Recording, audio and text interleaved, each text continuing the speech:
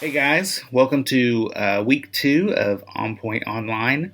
Today we are going to hear from my friend, the Reverend Gilbert Harris. He's from Maryville, Tennessee. He's a United Methodist pastor. We went to seminary together, and he's just really one of the best guys around, one of the best guys I know. And he's going to talk a little bit today about just an overview of the Beatitudes and just how this kingdom mindset that we can put ourselves in can really be world-changing, not just for ourselves, but for the people around us and for the world around us. And so I hope you guys will listen. I hope you guys will get something out of it and be blessed to spend a little time with my friend, the Reverend Gilbert Harris, and just soak up some of his wisdom. So I hope you guys have a great week, and we will see you next week for OnPoint Online. Thanks. Hey guys, my name's Gilbert Harris. I'm from Fairview United Methodist Church in Maryville, Tennessee, and want to thank Herschel for inviting me to share a little bit. I know y'all are studying the Beatitudes in your men's group. One of the things that I want to start out with is telling you that about the Roman Colosseum. It was a wonder of ancient engineering. In this massive structure, as many as 55,000 spectators attended gladiator, contests, mock sea battles, animal hunts, dramatic presentations. And how such spectacles were created wouldn't have been obvious to the person sitting in the stands, so to speak, who didn't know the building's design, but saw only what took place on the arena floor. It would have been impossible without the hypogeum. It's what they call the underground. It had a vast network of passages and cells and ramps beneath the arena, which housed wild animals and props and an army of slaves necessary to create the sights and the sounds that all these people would enjoy. Sometimes the best way to understand an object or a concept, especially when you're studying the Beatitudes, or, much like the Colosseum, or as beautiful as a butterfly wing, is you have to step back and explore it as a whole. At the same time, studying it at close range so that you can see the intricate parts and how they come together to produce the fruit that it yields. And that's certainly true of the Beatitudes found in Matthew's Gospel. To understand what's really being said through this list of blessings, introducing the Sermon on the Mount, you have to look at the entirety of the structure, but also the intricate details. And at the end of chapter 4, Matthew tells us that Jesus was teaching in their synagogues and proclaiming the gospel of the kingdom, healing every kind of disease and every kind of sickness. Matthew 4:23. But if you go over to Matthew chapter 9, verse 35, that same phrase is repeated. And the repetition here is not merely to fill up some pages like we used to do when we were in college or in seminary sometimes, but rather Matthew's summary statements are like bookends that help his reader know how to understand the chapters in between. The Sermon on the Mount offers an example of teaching mentioned in Matthew chapter 4 and 9. And the miracles of chapters 8 and 9 give a glimpse into Jesus' healing ministry. The healing accounts declare loudly that God's coming kingdom will have no brokenness, no oppression, no sadness or loss. And the Beatitudes' ethics are the proclamation of God's kingdom.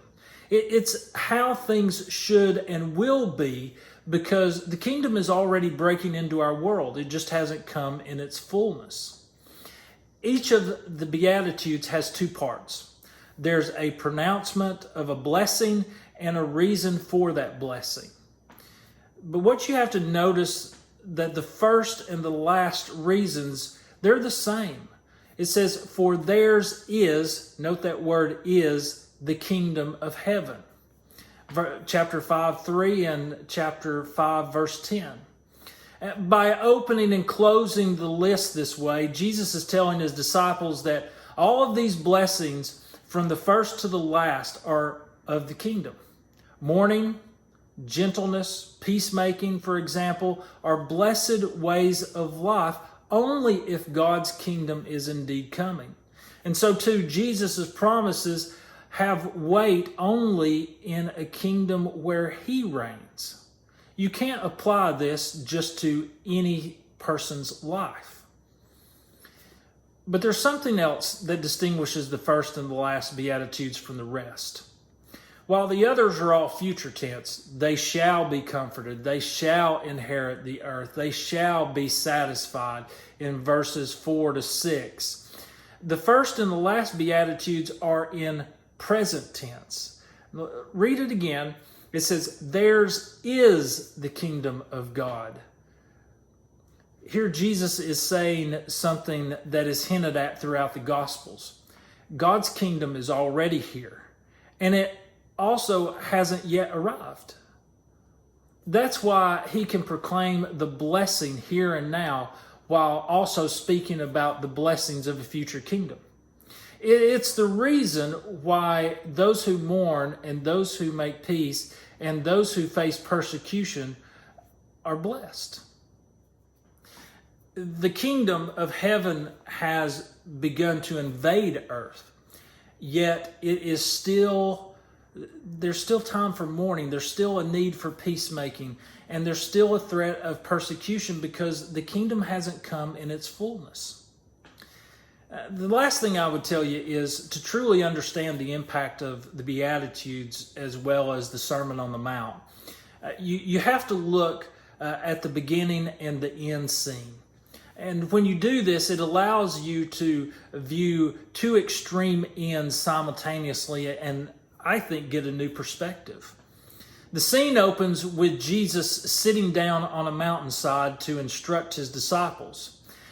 In Matthew chapter 5, verses 1 and 2. The parallel account makes it clear that the teaching is directed toward the 12, if you go over to Luke chapter 6, verse 20. However, it's the crowds who were amazed at Jesus' teaching in chapter 7, verse 28. It seems that the Lord has taught his followers.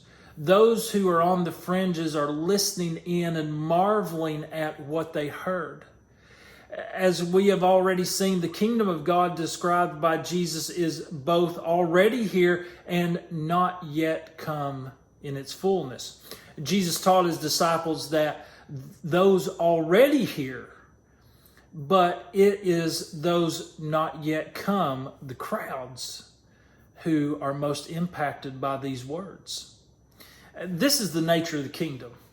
As we love Jesus and we live in the kingdom's light, we may look strange to everybody else around us who doesn't follow Jesus, but those who live out the Beatitudes and the ethics of Jesus' sermon, those who are merciful, those who hunger and thirst for righteousness, those who are pure in heart, who speak hope into a world that is desperately in need of it.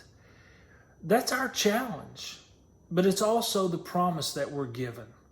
These powerful statements of Jesus' words indeed have the power to change the course of history.